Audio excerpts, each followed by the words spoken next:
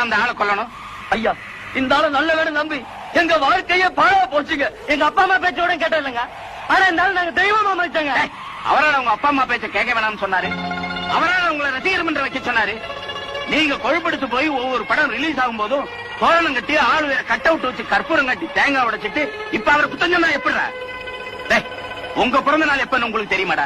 ஒரு நடிகனோட பிறந்த நாளை வருஷம் தவறாம கொண்டாடுறீங்களே, உங்களுக்கு எல்லாம் வெக்கமா இல்ல? அது இருக்கட்டுமா, பொம்பளைங்க முதல்ல நீங்க ஒழுங்கா இருக்கீங்களா? புருஷன் முக்கியம் இல்ல, புள்ள குட்டி முக்கியம் இல்லன்னு சொல்லிட்டு வீட்டுல எது இருக்கோ இல்லையோ ஏன்னா ஒரு சினிமா பார்த்தா போதும்னு நினைக்கிறீங்களே, அப்புறம் வீடு எப்படிமா உருப்படும்? சினிமாவை பாருங்கம்மா. சினிமா தான் வாழ்க்கைன்னு நினைச்சு பைத்தியமா அலையாதீங்க. உங்க மாதிரி சம்பந்தம் இல்லாதவனுக்கெல்லாம் ஜெய போடுற கூட்டம் ஊருக்கு ஊரு இருக்கிறதுனாலதான் இந்த மாதிரி ஆளுங்கெல்லாம் நடிக்கிறத விட்டுட்டு கட்சி ஆரம்பிக்கலாமா, நாட்டை பிடிக்கலாமா, மந்திரி ஆகலாமான்னு நினைக்க ஆரம்பிச்சுட்டாங்க. நீங்க என்னைக்கு திருந்துறீங்களோ அன்னைக்கு தாயா இந்த நாடே உருப்படும்.